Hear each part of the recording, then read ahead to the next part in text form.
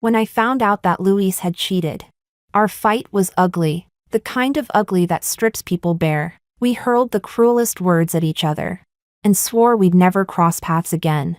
Not even in the next life. But on the day of the divorce, something unexpected happened. A yellowed photo slipped out from our marriage certificate. It was a picture of 17-year-old Luis, the year he skipped all his competitions, just to stay with me in the hospital. After my depression relapsed, he stayed there for half a month, his arms and neck marked with scratches from my episodes. Later, when I was discharged, we took that photo together and promised we would never betray each other.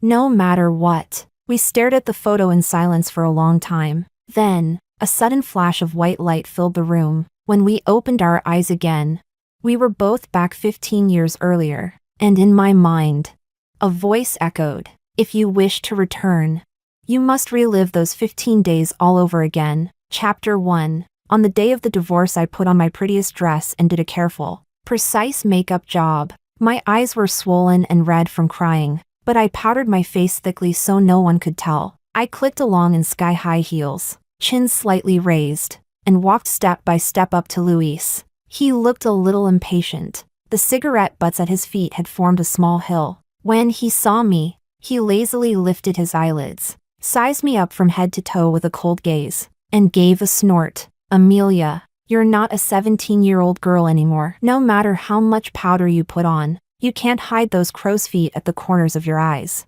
Ever since we tore our relationship to shreds, he's been attacking my age and my temperament, using the most vicious words he can find to curse me again and again. Of course I fought back the same way. Just now I was looking at the hickeys on the side of his neck. So blatant and obvious. So I didn't hold back. I fired back quickly. "You can't even compare. You still want to be a 17-year-old boy every night. And Daniela, so fragile. She just had a miscarriage. And you two are still messing around like this. Aren't you afraid you'll end up causing her to hemorrhage?"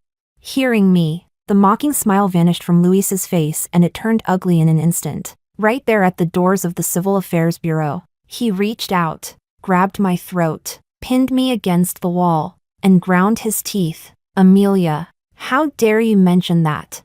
If the chill in his eyes could be forged into a sword, I'd be pierced through with 1,000 arrows right then. There was no other reason. In his eyes, the child in Daniela's womb was a life I had killed. I remember when I first learned Daniela was pregnant. The cold went straight through me. She, with a barely rounded belly, knelt in front of me and our colleagues, crying and begging me to give Luis to her. My mind went blank. I screamed at her to get out. She wouldn't leave. She followed me, grabbed at my clothes. I tried to shove her away so she wouldn't touch me. Then she tumbled down the stairs. Crimson blood stained that white dress. That day, the woman Luis had on a pedestal wailed hysterically because of the miscarriage. Luis was like he is now, hands on my throat, cursing me, asking why I hadn't killed myself already. The scene overlapped with that memory, but I didn't crumble into despair and sob like that day. Instead, I lifted my hand and slapped him hard. "If you dare lay a hand on me again, I don't mind dragging this out forever. After all, I'm free and unburdened now. Unlike you, who has the company in a critical moment, and that Daniela you keep on a pedestal. Want me to make a scene at her school and ruin her reputation? Want me to make sure she's disgraced forever?" When a married couple rips their masks off, they know exactly how to stab the other where it hurts most. Chapter 2. I had cried, screamed, and even gone drinking with friends until I passed out. They had witnessed every hardship we'd been through. One of them said she couldn't understand how two people who had once loved each other so deeply could end up like this. I didn't understand either. How did that boy who once swore to give me all the best things in the world turn into a man who couldn't even stand to look at me, who wished I were dead? That day, I thought for a long, long time. I replayed everything. From the moment we first met, I was the pitiful one abandoned by my father and stepmother. And he was the cursed child whose mother had tried to strangle him the day he was born. We were both unwanted, lonely, and insecure. We met by chance on the street and saw the same emptiness in each other's eyes. That's how we became friends. Later, he stayed by my side during my illness, and I shielded him from all the hatred his mother threw at him. On New Year's Eve, when every home was lit up and filled with laughter, We sat on the street, homeless, and gave each other a hug, wishing Happy New Year. From that moment, our fates became entwined. We promised never to part. Between us, it was always mutual salvation. From meeting at 16, to falling in love silently at 17, to marrying at 23 after college. Our love remained stable and happy for 6 long years after marriage. Until that summer, our 7th year together, Luis was set up by a rival company. They spiked his drink, bribed hotel staff, and placed a girl in his room. After that forced, absurd night, Luis knelt before me, slapping himself over and over, saying he deserved to die. I cried until I vomited blood. I said I wanted a divorce, but he clung to me, sobbing, begging me not to leave. We fought for half a month, but eventually, looking back at our past, we reconciled. In that farce, neither of us could point fingers, because both of us were victims. But from then on, a thorn grew in my heart. Our relationship could never return to what it was before. We became more polite, so polite it was terrifying. Then I began to notice something was off about Luis. He started taking frequent business trips, came home with strange perfume on his clothes, and our fights grew more frequent, until I discovered the existence of Daniela, that same girl who had been involved in his setup, one who could be called innocent. 2. Luis felt guilty toward her, so he secretly bought her an apartment. Whenever he and I sat in silence, he turned to her for comfort and conversation. That bright, fiery girl slowly walked into his heart and became the love of his life. Then, when I found out, we began fighting all over again, but his guilt faded with every argument, turning first into impatience, then disgust, and finally into hatred so deep, he wished me dead, especially after Daniela lost her child. Our love was completely exhausted by then, so I wiped away my tears, driven by the last bit of rage in my chest, and smashed everything in our once happy home to pieces. He called me vicious, so I showed him what vicious could look like. I stormed into his company,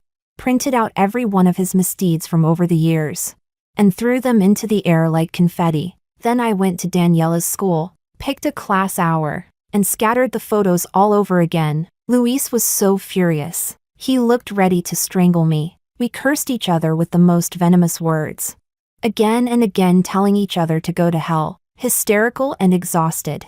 I looked at myself in the mirror, disheveled hair, pale face, like a ghost, and suddenly, I felt empty, so I cleaned myself up from head to toe.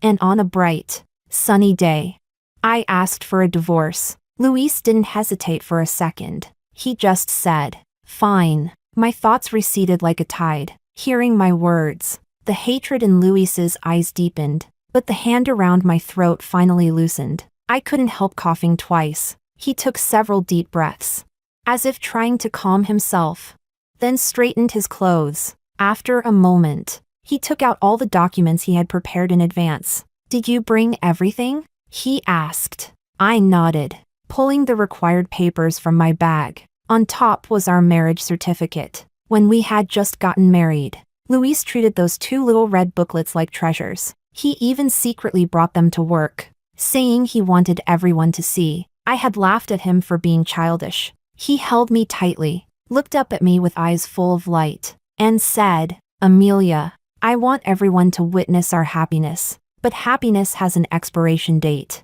When you still cling to it after the time has passed, it turns into a knife you both use to stab each other in the heart. Just like us, so absurdly pathetic." As I steadied myself and prepared to step into the Civil Affairs Bureau, a gust of wind blew. The marriage certificate slipped from my hand and fell to the ground. When I bent down to pick it up, a yellowed photograph fluttered out. It was a picture of Luis and me, taken when we were 17. Back then, Luis had skipped several major competitions. After hearing that my depression had relapsed and I'd tried to take my own life, he stayed with me in the hospital for half a month. At that time, I was unstable, not only wanting to die, but wanting to hurt others too. I was like a madwoman, hysterical every day. Luis stayed with me the whole time, his arms and face covered with scratches from my outbursts. I still remember one night, When I woke up suddenly, to see him resting his head on his hand, smiling at me, I reached out and touched the marks on his face. He sighed and said, "This face of mine, you have to be gentler with it. Not because it hurts. I'm just afraid you'll think I'm ugly later and stop loving me." Then he added, half joking, half tender, "If it gets too hard, bite me, cut me if you must. Just don't hurt yourself, okay?" We took that photo together in the hospital, and swore never to betray each other, or be struck by lightning if we did. My heart suddenly tightened, as if pierced by something sharp. Back then, Luis's entire world had been filled with me, his love burning bright and unrestrained. But now, I turned to look at him. He was staring down at the photo on the ground. That once cold, sharp expression of his softened slightly in the wind. He lifted his head, and our eyes met. In each other's gaze, we saw the same memories, and the same ruin. We stayed silent for a long, long time, until another gust of wind swept past. The dust stung my eyes. I reached up to rub them, and suddenly, a burst of white light flashed before me. Chapter 3. Inside the hospital room, Amelia sat on the bed, playing absent-mindedly with Luis's fingers. Luis rested his chin on one hand, staring straight at her. Amelia, blushing under his gaze, mumbled softly, "Why are you looking at me like that?" Hearing this, Luis reached out and gently pulled her into his arms. His eyes filled with tenderness. He said, "My Amelia is the best thing to look at. I could look at you forever and never get enough." Listening to his words, Amelia pushed him away slightly, rubbed her own face, and asked seriously, "Then what if one day I grow old, with crow's feet all around my eyes and not a trace of beauty left? Will you stop liking me?"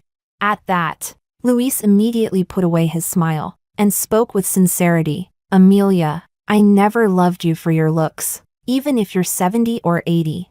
Your hair all white, your teeth all gone. You'll still be the most adorable old lady in my eyes. No young girl could ever compare." Through the glass of the hospital door, Luis and I stood watching them. They were the 17-year-old versions of us. We had returned 15 years into the past, watching the two people we once were reenact the love that had once defined our lives. Inside, the younger Luis and Amelia were still whispering to each other, lost in soft, endless affection. I looked at the 17-year-old Luis, at the way he slowly reached out and traced Amelia's eyebrows and eyes with his fingers. He told her, "Even if you have crow's feet one day, they'll be the cutest crow's feet in the world. My Amelia is the most adorable girl under heaven." The memory and the present overlapped perfectly, but seeing it again, seeing it with my own eyes, was far more suffocating than any memory could be. If that 17-year-old Luis knew that the 32-year-old version of himself would one day curse me with cruel words, mocking the same crow's feet he once loved, what would he think? The Luis standing beside me now was also watching the scene quietly. The young boy and girl in that room were all love and innocence, neither of them knowing how hysterical, how destructive their future selves would become. Luis looked away, his eyes downcast, lost in thought. Then he lifted his gaze to me, his eyes falling on the corners of mine, and for the first time, they held unmistakable guilt and regret. I parted my lips to say something, but before I could speak, a voice echoed inside my mind. Luis stiffened beside me. He had clearly heard it too. The voice said, "If you wish to return to your time, you must relive these 15 days. I asked, "Why?" There was a long silence. Then the same mechanical tone repeated, "If you want to go back, this is the only way." The lights in the hospital corridor flickered, once, twice, and when I could see clearly again, Luis was gone. He had vanished completely. Chapter 4. I looked up at the two people in the hospital room, and the scene changed again. The clock on the wall showed 2 o'clock in the morning. Amelia opened her eyes and looked at Luis, who was lying by the bedside. There were several scratches on his cheeks, and on his arms. Long marks stretched down from his shoulders, frightening to look at. Amelia looked at those wounds and couldn't help but cry. She quietly lifted the blanket, got out of bed, took an ointment from the drawer, and carefully applied it to Luis's wounds. As for this memory, I have never forgotten it. At that time, because of a depressive episode, I had tried to take my own life several times. Even when my emotions were extremely unstable, I wanted to hurt others. Luis stayed with me, letting me scratch him until his skin and flesh were torn. Yet he still smiled at me. He even said, "Amelia, it doesn't hurt at all." And that night was one of my rare moments of clarity. Looking at his wounds, my heart ached terribly, so I quietly applied medicine to him. But I remember very clearly that on that night, he was too tired and never woke up. So the Luis who woke up now was the 32-year-old Luis. He slowly opened his eyes, looked dazed for a moment, then quickly turned to glance at the hospital door. There was a pane of glass on the door, and our eyes met through it. He looked at me and opened his mouth. Just as he seemed about to say something, the Amelia in front of him reached out and hugged him. Amelia seemed unable to see me and felt nothing unusual. She held Luis tightly, sniffled, and said in a tearful voice, "Sorry. I lost control again." She was crying so hard, and Luis, facing that sudden embrace, stiffened completely. He pressed his lips together, slowly raised his hand, and gently patted Amelia's back. "It's okay. It's okay." Amelia released him, her eyes still wet with tears. Yet she tried hard to smile. "Then, can I put some medicine on you?" Luis nodded silently. From time to time, he looked at Amelia, and every time their eyes met, she gave him a bright, radiant smile, and in that smile was love that could never be hidden. "Luis," Amelia suddenly said, her eyes full of dreams for the future. "When we get married, do you think we'll be the happiest couple in the world?" Luis looked at her hopeful eyes, as if touched by something painful, and nodded quietly. "Yes, we'll definitely be the happiest couple." He didn't even dare to look up at Amelia, even from behind. I could see his guilt. "Then if we stay together for many, many years, and one day you suddenly get tired of me and fall in love with another girl, I'll probably lose control and fight with you. At that time, will you still love me like you do now?"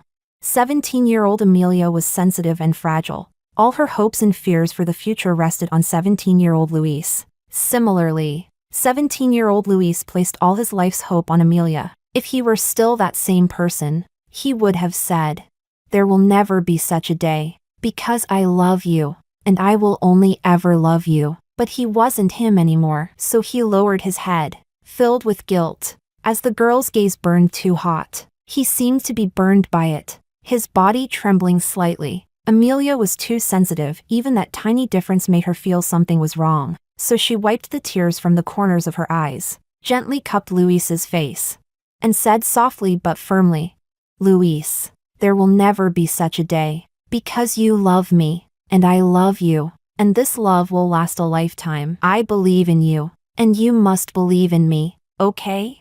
The girl's eyes were too bright. Luis's expression grew more and more complicated. Perhaps too many memories surged in his heart. In the end, his eyes reddened, and he nodded heavily. There will never be such a day." Hey. As soon as his words fell, I couldn't help but laugh softly. His back stiffened slightly. He must have heard my laugh. But he didn't turn around. He just lowered his head, lost in thought. I looked at the Amelia in the hospital room and wanted so badly to say, "Silly girl, love is the funniest thing. You won't become the happiest couple in the world. You'll both lose control, curse each other with the cruelest words, and endlessly repeat your regrets." My heart felt heavy. I couldn't help but close my eyes. But when I opened them again, the scene had changed. I was wearing a hospital gown, standing in the small garden behind the hospital, and 17-year-old Luis was running toward me, holding a bouquet of my favorite baby's breath.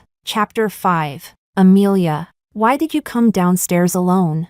Luis ran up to me, his eyes filled with concern as he looked me over from head to toe. Seeing that I looked calm and had no visible injuries, he finally let out a sigh of relief. Then he quickly helped me sit on a nearby bench. "If you think the ward is too stuffy, just tell me. I'll come downstairs with you for a walk, okay?"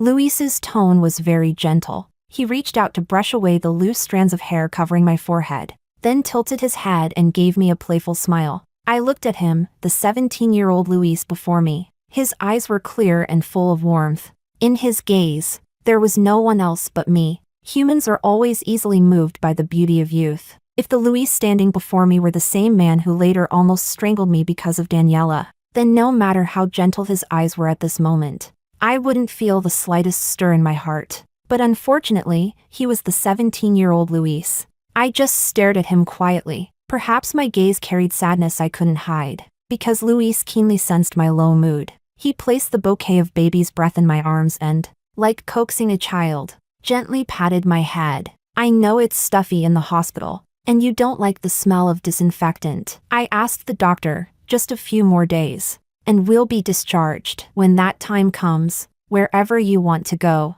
I'll go with you, okay? Feeling his hand on my head, my heart ached as if bitten by countless ants. I couldn't bring myself to speak harshly to the 17-year-old Luis, yet the pain of the coming years returned the moment I closed my eyes. So I stood up as if escaping, stepping backward in haste. The cobblestone path wasn't flat, and distracted as I was, I twisted my ankle. It wasn't serious, just a little painful. Luis quickly supported me, his face filled with worry. Does it hurt a lot? This pain, compared to the suffocating agony of being choked by the neck, was far, far easier to bear. So I shook my head and told him, it doesn't hurt. But Luis pressed his lips tightly, his eyes reddening slightly, his voice muffled. Amelia, we agreed, if you're unhappy, you must tell me right away. If you're in pain, you have to tell me too. How can a twisted ankle not hurt? Silly Amelia, he muttered under his breath, sounding almost aggrieved. Then he took hold of my foot, slipped off my shoe and half my sock, gently held my ankle, and began to massage it softly. Amelia, can you tell me why you're sad? The 17-year-old Luis seemed to have endless patience. Even when I stayed silent, he could calmly comfort me again and again. I lowered my gaze to look at him. He, too, kept his head down, focused on what he was doing. That was better, because I didn't really want to see his eyes. Those eyes, so pure and passionate, if they were destined to fade one day, then perhaps it was better not to see them at all. I lifted my head and looked up at the blue sky and white clouds. Then I couldn't help but speak. Luis, do you think one day we'll grow tired of each other? At the sound of my words, the pressure on my ankle suddenly increased. Luis looked up, staring at me intently, trying to read something from my expression. I met his gaze and smiled. Think about it, life is so long. Along the way, we'll meet all kinds of people. Maybe one day, you'll find another girl younger and prettier than me. Think I'm crazy, and stop loving me. I won't. Luis answered decisively. He bent slightly at the waist, trying to meet my eyes. He stared straight at me with complete determination. He said, I like you. I've long been ready for a lifetime with you. Words of love always sound so sweet. If I were the 17-year-old Amelia, I would have cried and held on to that moment of happiness. But I had lived through the wreckage of the years that followed. I mean, if one day you really did fall for another girl, and even had a child with her, and you started to hate me, cursing that you wished I would die. Luis, what if that day really comes? He must have heard the seriousness in my voice, because he gripped my hand, his tone serious and solemn. As he did, his sleeve rode up a little. A scar on his arm was revealed. That was from last New Year's Eve, when my stepmother schemed and brought home a nephew from her family who had intellectual disabilities, saying they wanted to match us together. I refused, and she went to my father to complain. That day I was beaten terribly. Luis had come to wish me a happy new year and, hearing my cries, rushed in. My father was furious and said he would whip his unloving daughter to death. Luis threw himself in front of him. His back was covered in whip marks, and his arms bore many scars. Seeing me fall silent, he said, if some future Luis treats you that badly, beat him up good, no matter how he regrets it later, no matter how he tries to guilt you with memories of the past. Do not forgive him, he's not worth it. Understand? Luis said it so earnestly that tears fell from his eyes. I reached out and wiped the tears from his cheeks. Then I forced a smile. But I can't beat him up, what then? Luis was silent for a moment. His voice grew hoarse. He asked, Would he lay hands on you? I nodded. Yes, he would grab my throat and tell me to go die. The moment the words left my mouth, Luis lunged and hugged me hard. He was silent for a very long time, long enough that I could feel dampness on his shoulder. I didn't move. I let him hold me. After an unknown while, Luis finally said, "Then he's truly a beast. He should go to hell." A gust of wind blew sand into my eyes and stung. I lifted my gaze forward. The 32-year-old Luis was standing not far away, his emotions churning in his eyes. Chapter 6. Over the next few days, the scenes kept changing. Sometimes I was part of them, and in the blink of an eye, Luis would appear in front of Amelia. That Luis, the one who would later become hysterical toward me. In front of Amelia, his disguise was flawless. He smiled at her gently, held her tightly when she was in pain, and even when she bit his arm until it bled, he would still say, "Amelia, it doesn't hurt." I just watched them quietly. But in moments like these, Luis never dared to look back at me, not even once. Maybe he also felt too ashamed to. As for me, sometimes I would also meet the 17-year-old Luis. Every time he looked at me, his eyes were filled with burning love. We would sit together on the hospital lawn, counting the scattered stars in the sky. He would also use the prize money he had saved up from competitions to buy me lots of gifts, just to make me happy, even if it meant eating the cheapest buns and free soup in the cafeteria for a long time afterward. He was content. The 17-year-old Luis was truly good. And those days felt like stolen time. That's why they passed so quickly. Half a month went by in the blink of an eye. The scenes kept shifting, until Luis and I finally entered the same memory together for the first time. It was when my condition was almost healed. Luis and I were taking a walk downstairs. It was the same setting, yet we could no longer do the same things we once did. We walked in silence, retracing the path of the past according to memory. Perhaps the silence became too heavy, for he finally couldn't hold it in and spoke first. "Amelia, I'm sorry." Hearing that sudden apology, I froze. Standing still, I looked up at him and said, "You don't have to say those hypocritical words just because the 17-year-old Amelia loves you again." Because I was no longer 17. Luis shook his head. The man who had glared at me just days ago now seemed much softer. His gaze was complicated, torn, guilty. I understood exactly what he was feeling, compared to a memory preserved in nostalgia. This kind of first-hand experience hit much deeper. He saw how purely and passionately his 17-year-old self once loved me, and remembering those old vows, the oaths of never betraying, the promises of never changing, realizing how he had forgotten them. All of that now struck him like a dull invisible blade, slowly driving into his heart, hurting unbearably, yet impossible to pull out. "Amelia, I don't even know why we ended up like this." He closed his eyes. Over the years, we'd been through too much. We had seen the cruelty of people's hearts, and learned our lessons through pain, lessons that stripped away all our innocence and simplicity. So now, he couldn't cry like the 17-year-old Luis. He only looked at me with complex eyes, wanting to speak but not daring to. So I told him, "Because people's hearts change, because you can't find that pure heart again. There are too many temptations in this world. You can't be as steadfast as you were at 17. I paused, meeting his gaze directly. "Luis, admit it. The person you are now is a truly awful man." At my words, Luis's eyes suddenly tightened. He tried to grab my arm, but I stepped back first. We were so caught up in speaking our hatred that didn't belong to this time, that we forgot something very important was about to happen between the Luis and Amelia of this era. The next moment, a disheveled woman rushed toward us, knife in hand. If we were still ourselves, if memory and reality could fully overlap, I would have reacted first, pushing Luis out of the way without hesitation. Then the woman's knife would have slid down my neck, leaving a scar across my back that would never fade. The blue hospital gown on me would have been soaked in blood. Luis would have held me tightly, eyes full of terror and despair, crying hysterically until he lost control. But the man standing before me now was no longer that boy whose world revolved around me. So I simply stood still. I watched as he flinched at the sound, his eyes tightening sharply, and stumbled to dodge aside. But he was still a step too late. That knife, perhaps it could only be appeased once it had tasted blood. The long, deep slash this time landed on Luis's back. I felt the hot spray of blood on my face and heard the woman's hysterical scream. She shouted, "Luis, why don't you just die already?"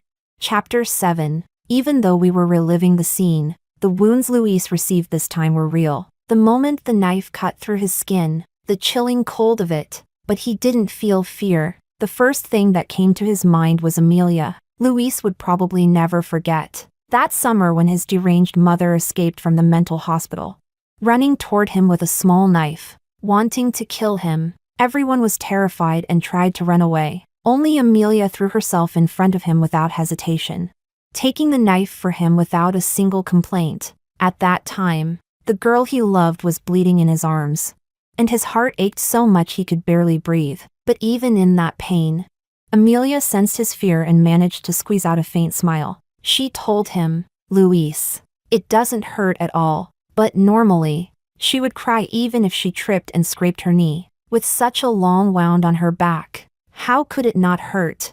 Luis suddenly felt his chest tighten, as if something were twisting inside, making it hard for him to breathe. He wanted desperately to grab onto something, anything, but the Amelia who had once shielded him from that knife now had no sorrow or joy on her face. Luis's heart grew even heavier, because he couldn't forget that during one of their hysterical fights, he had cruelly told her that the scar on her back was ugly. He had deliberately ignored the flicker of pain in her eyes then. Now, seeing the memory replay before him, he felt as if his heart were dying. Luis couldn't hold back his tears of regret. He said, "Amelia, so it really hurt back then, didn't it?"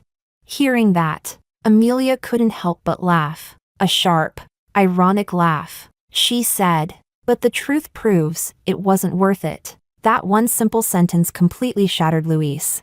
The same Luis who had fought countless battles in the business world. In a daze, another memory surfaced. Outside the operating room, he had been kneeling in the hallway, crying uncontrollably, vowing in his heart that he would never, ever fail Amelia. But how had the 32-year-old him forgotten that vow? Chapter 8. This time, the scene lasted a long while. Luis was taken into the emergency room. His mother was restrained and once again sent to the psychiatric hospital next door. The deep love of youth, once unwavering, was eventually betrayed and destroyed as time and experience accumulated. That man betrayed her and failed her. For someone like her, whose world revolved around love, the pain was unbearable. So when it came to the child in her womb, she ignored everyone's advice and chose to give birth, not out of love, but out of hate. She hated that man, and she hated this child. From childhood to adulthood, it was endless torment. It was as if they were not mother and son, but the bitterest enemies in the world. Hatred consumed her, driving her into madness. For Luis, his only family, he loved her deeply yet didn't dare approach her. He had never once called her mom, because she wouldn't allow it. He had once held me while crying, asking, "Should I have never been born?"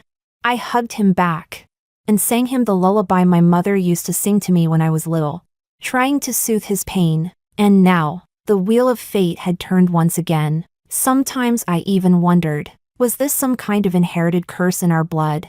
This same cruelty? I couldn't figure it out. Nor did I want to see Luis, so I just lay on the bed and fell asleep. When I woke up, the scene had changed again. This time, Luis and I were spectators. In the hospital room, it was still the image of me being gravely injured after taking the knife for him. We stood at the doorway. Luis's face was pale, and every sense in this memory felt heightened. The pain of that stab was 10 times stronger than what I had felt back then. He looked at me, emotions surging in his eyes, as if wanting to say something. I just looked at him quietly. Then he lowered his gaze, and a tear, unguarded and raw, fell onto the back of my hand. "I'm sorry, Amelia." I looked at that tear and suddenly found it unbearably ironic. When we were young, we were just like his mother, valuing love above everything else. We were so sure we would never repeat the mistakes of the previous generation. And yet, we ended up screaming at each other, spitting the cruelest words, forgetting all our past love, wishing each other dead. From love arises sorrow. From love arises fear. He who is free from love has no sorrow and no fear. At that moment, the Luis and Amelia inside the hospital room faced the camera and took that photograph. The next instant, the world before us collapsed. Chapter 9. It felt like waking up from a dream. When I opened my eyes, it was as if nothing had changed at all. We were still standing in front of the Civil Affairs Bureau. The only difference was that the yellowed photograph that had fallen to the ground had vanished. There had been 2 copies of that photo. The one that belonged to me could never be found again. I withdrew my gaze. This time, I didn't bare all my claws and fangs to protect myself from being hurt. I simply looked at him calmly and said, "Luis, we should go get divorced." Luis slowly lifted his head. The coldness in his eyes had completely disappeared. His emotions were surging, complex and hard to describe. He pressed his lips together, as if he wanted to say something. But when the words reached his mouth, he fell silent again. Yet silence never lasts forever. The phone in his hand lit up, and the ringtone assigned exclusively to Daniela cut through the stillness. It must have been a reminder, or perhaps a provocation aimed at me. But surprisingly, Luis didn't answer. It was as if he hadn't heard it at all. His eyes stayed locked on me, full of hesitation and unsaid words. So I had no choice but to repeat myself patiently. "Luis, we should go get divorced." The moment my words fell, Luis's body trembled violently. He stumbled backward in panic, and the documents in his hands scattered across the ground. "Amelia, I was wrong." He slowly crouched down, wrapping his arms tightly around himself. I lowered my eyes to look at him, and saw, to my shock, a scar on his back identical to mine. I reached up to touch my own scar, and miraculously, the mark that should have been carved into my skin was gone. So, the words we spoke and the actions we took in those memories could actually affect reality. If I had known that earlier, I would have told the 17-year-old Amelia not to give her whole heart to Luis. But I know that would have been useless, because the 17-year-old Amelia loved Luis so deeply. She was a stubborn girl, one who would never turn back until she hit a wall. So, today's ending was inevitable. I reached out and patted Luis on the head. "I don't accept your apology, and I have no intention of being entangled with you any longer. If your conscience has finally awakened, and you truly feel sorry for what you've done all this time, then hurry up and divorce me. Separation is the best ending between us." But when he heard that, Luis suddenly stood up. He looked at me and shook his head. "No, Amelia, you loved me so much. How could you really bear to divorce me?" I laughed. It was a laugh full of naked mockery and irony. I told him, "Because the person you are now isn't worth loving, not even a little bit." Chapter 10. Luis ran away. It could be said that he fled in panic. The documents were scattered all over the ground, and I picked them up one by one. A newlywed couple who had just received their marriage certificate walked by. The woman said, "Your husband looks really regretful. Maybe you could give him another chance?" I looked at her, her face radiant with happiness. I knew she meant well, not wanting me to get divorced over something she thought was trivial. So I told her. His first affair was an accident, and I forgave him. But that didn't bring guilt, it only made him worse. He kept a mistress, got her pregnant, and even grabbed me by the throat and asked why I hadn't just died. A man like that, I deeply regret ever giving him a second chance. You should never give him another." Hearing my words, the woman froze for a moment. Then guilt filled her face. "I'm sorry. I didn't know that's why." I gave her a casual smile, then turned and walked away. Luis was nowhere to be found. He didn't answer his phone, didn't reply to messages, as if he had vanished from the world. When Daniela came to see me, I was sitting with a friend, discussing my future plans. She barged in with red eyes, screaming hysterically at me. "Do you have no shame? Luis doesn't even like you anymore. His heart and soul belong to me now. He said he wants to be with me forever. Do you hear me? Forever. Why won't you divorce him? Why do you keep clinging on? We're the ones who truly love each other. Why do you have to interfere?" listening to her accusations. I only found it absurd. Forever? Heh. I took a deep breath and opened my Livestream app. I used to post short videos online. At first, it was just to pass the time. But later my account gained followers. And my live streams often attracted a big audience. I turned the camera toward Daniela. She thought I was recording a video. And sneered disdainfully. Don't think that filming this will somehow make Luis see me as the bad woman. He already told me, he loves all of me, the good and the bad. He said my hysterical, passionate self is 1,000 times more interesting than your lifeless self. As she spoke, I glanced at the Livestream page. The viewer count was rising at a terrifying rate. Perhaps people are born to love gossip. Because the number kept climbing rapidly. So this is your reason for being a mistress? I asked calmly. The words seemed to pierce her. Daniela glared at me furiously. So what if I am the mistress? Haven't you heard? It's the unloved one who's really the third wheel. Amelia, you're already in your 30s. And I haven't even graduated from college. I'm young, beautiful, passionate, and fun. How could you possibly compare to me? If you had even a shred of dignity, you'd leave on your own instead of ruining our relationship. They say not everyone can be a mistress. And at that moment, I truly understood why. To be that shameless, you need a heart made of steel. So I grabbed Daniela by the hair. She screamed sharply. And I dragged her toward me.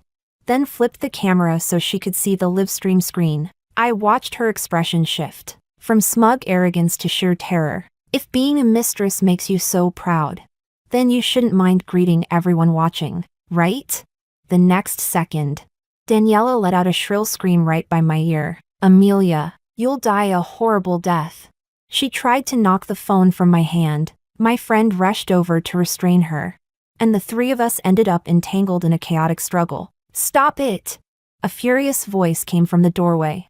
And our movements froze. Daniela, looking pitiful and tear-streaked, immediately threw herself into Luis's arms. Luis, where have you been these past few days? Do you know what Amelia has done to me while you were gone? She almost bullied me to death. Her voice trembled with tears.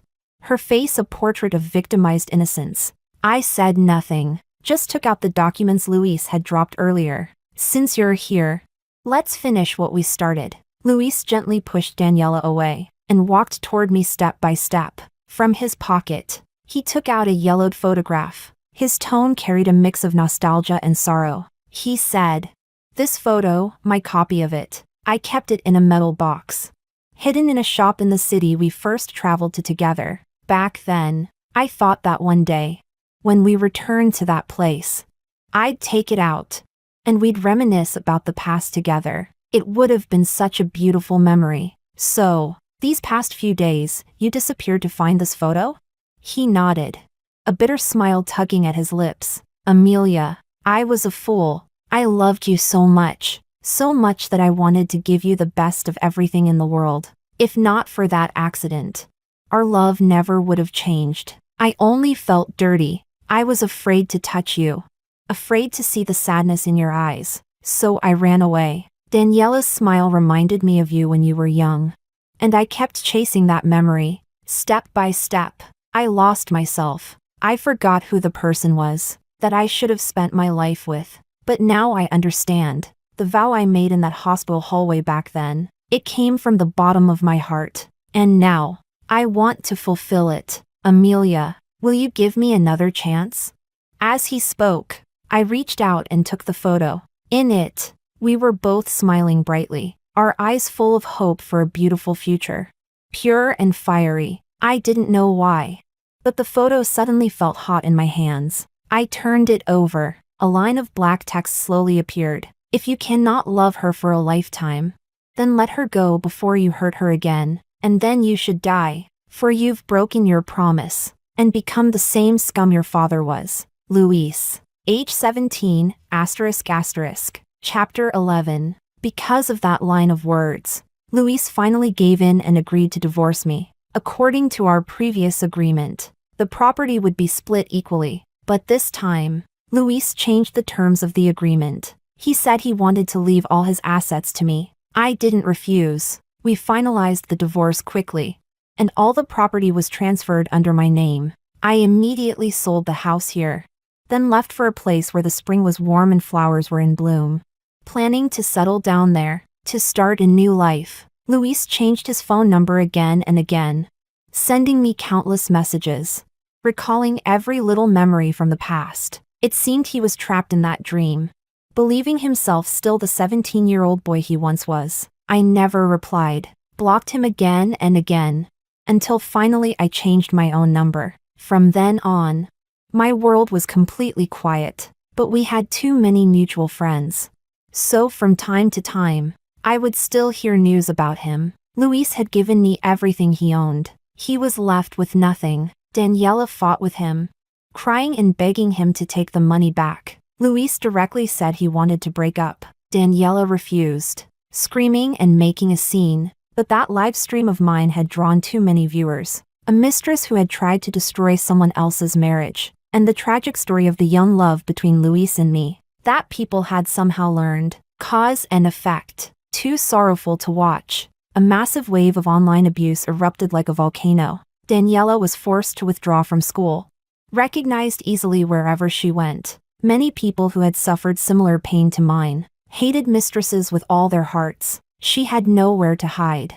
Driven to the brink of collapse, even her parents publicly denounced their shameless daughter and announced that they were cutting ties with her completely. She lost her family. Luis, too, made up his mind to sever all ties with her. She could no longer walk beneath the sunlight. As for Luis, things weren't any better for him. All his personal information was exposed as well, along with that of his father, who had also been unfaithful. Endless waves of righteous condemnation.